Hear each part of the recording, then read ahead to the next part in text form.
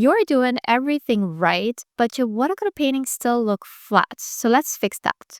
Because the truth is that the real game changers are the subtle things, the nearly invisible choices that you might not be making yet. But once you do, your painting will never look flat again. Hi, I'm Françoise. Welcome back to my channel, your resource for watercolor and watercolor pencil art that looks loose and realistic all at once. I selected a reference that's a great candidate for a flat watercolor because the colors aren't doing much to begin with. Aside from the sky blues, it's mostly white clouds and a few dull grays in the lighthouse. No very exciting at first glance. In the main subject, the lighthouse, it's tiny. It almost disappears into the clouds. It barely even stands out. But here's something to remember. As artists, we can take any reference and make it shine. And with this example, I'm going to show you exactly how I do that. Because it's not even about the subject, it's about everything else, the invisible things. The way you choose and connect your colors, the transitions, the contrast, the harmony. That's how you stop a painting from looking flat and start creating pieces people can look away from. So let's talk about color palettes first. We're going to romanticize the colors, and here's my golden rule. Pick bright, vivid tones, then add one dark and one light color. No more than 5 colors total, and if possible, try to preserve some whites from the paper. And remember, you can change the colors if it serves you. For example, in this reference, I see blues at the top, then a white, gray, more gray, and a small patch of muted red on the lighthouse roof. Let's make this better. So the most obvious color to enhance is the blue. So I'd pick a bright one. A bold blue alone can bring life to this entire piece. Normally, I'd go for a warm orange red for the lighthouse. It would complement the blues really well, but not today because we have a much bigger issue. Too many whites, too many clouds, and not enough interest.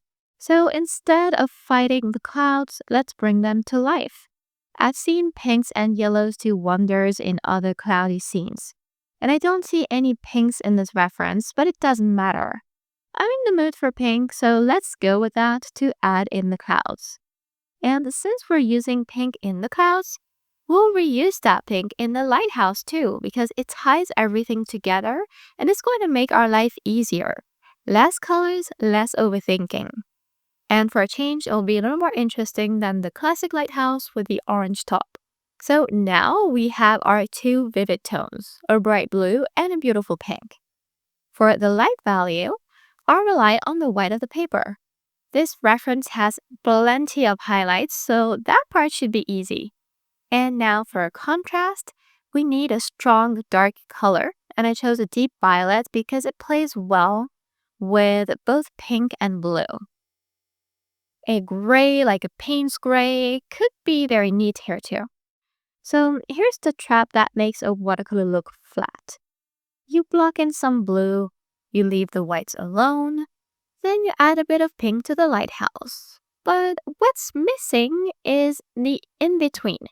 That's what most flat paintings lack, the transitions, the overlap, the subtle connections between colors.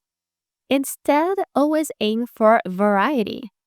Even with just 3 colors, you can make dozens of variations. Mix them together, adjust the amount of water, just play with it. And for landscapes like this, always start on wet. That wet surface gives you room to move color around, to blend it gently, and to test ideas. And that's what I've been doing. Tapping my brush onto the paper with my vivid colors first, just touches of pink and blue, and then I build contrast little by adding some of that violet into the wet areas.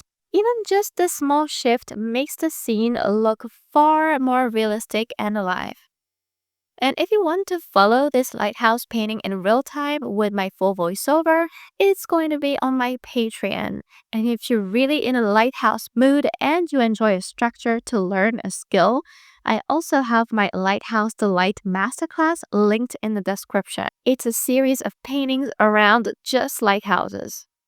Now let's talk about two important techniques I love to avoid flat watercolors. The first one is super simple, but it's powerful. Take a clean brush, wet it, and blot it slightly so it's just damp. Then use that brush to soften the edges where two colors meet, or where a shape touches the white paper.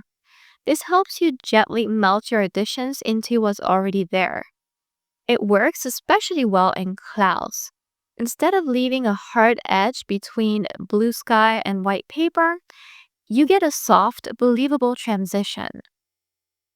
That small touch alone turns a basic flat white shape into something that looks like it belongs to the sky. Remember also that the whites aren't really white, which means that you can add more of those subtle additions into a huge cloud like this one, even if you don't notice them on the reference. That's why I was talking about invisible little things that you can do. The second technique is layering. Layering helps you build contrast and refine your colors without rushing while the paper is still wet.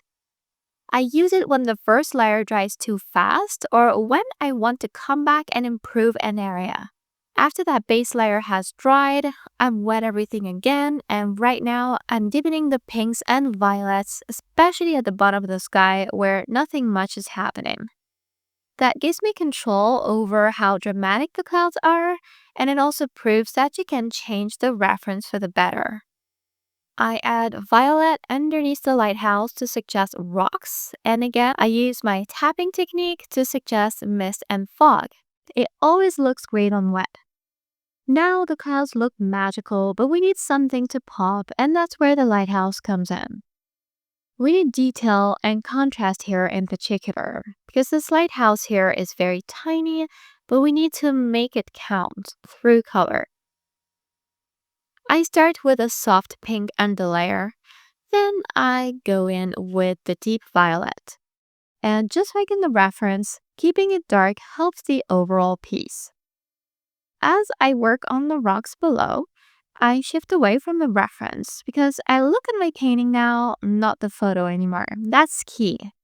Make decisions based on what your painting needs, not what the photo says. For example, I noticed that the whites feel too open, too disconnected, so I use vertical brushstrokes to add rock shapes. It completely transforms the bottom half of the painting and it gives the scene a new flavor.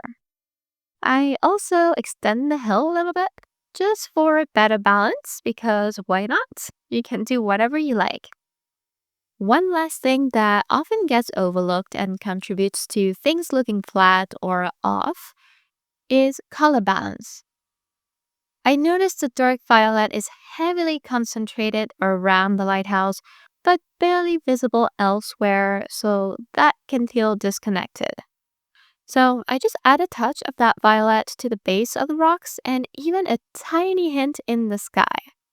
It doesn't take much, but it's enough to tie the painting together. Now look at this. Vivid sky, dreamy clouds, a tiny lighthouse that holds its own, and harmony across the entire scene. All of this with just a few key strategies that I use in all my paintings. If this is helpful, let me know in the comments below.